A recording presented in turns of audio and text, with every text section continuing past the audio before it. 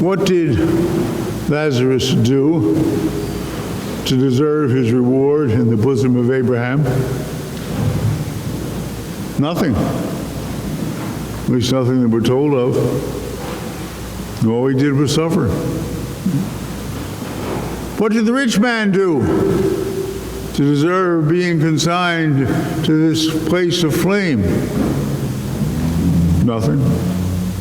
At least nothing that we're told of. We're not told that he mistreated Lazarus or drove him away or called him names. Nothing. Perhaps nothing is the problem. Perhaps he didn't respond to him because he really didn't see him. And maybe that's what's wrong. He really didn't see him. Vincent de Paul saw. He started off seeking the church as a career to escape from his petit bourgeoisie background, make a name for himself in the world. But having been appointed as almoner to a noble family, cushy deal, just what I wanted, he began to see the poor, to see into their eyes, to see into their souls, to see them as people.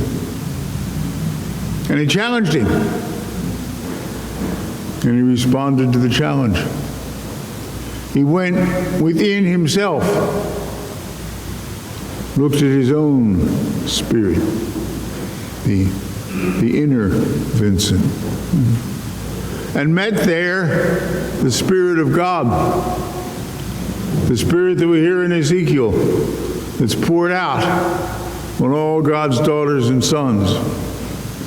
And his spirit was transformed by that Spirit. And then he spent his life working for the poor, serving the poor, face to face, hand to hand, and organizing for the poor.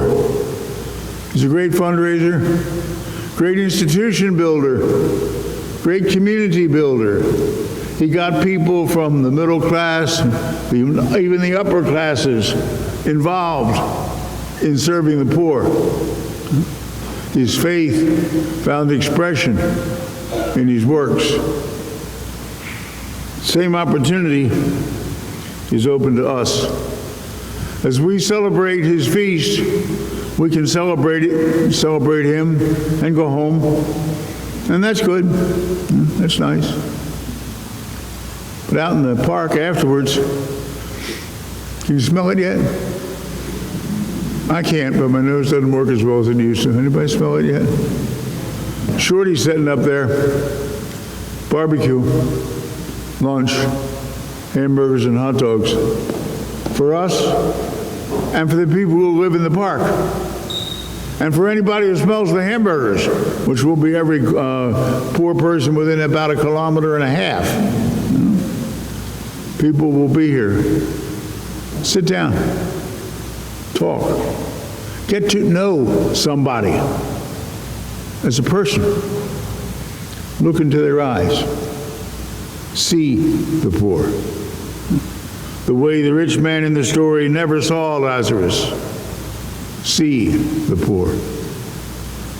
And let that lead you into the depth of your soul, looking for your own inner self, your own hidden St. Vincent de Paul, buried deep within. Let the spirit that Ezekiel gave Vincent be given to you as well. Let that spirit be called forth. And then do something. Do something in your family. Do something in your neighborhood.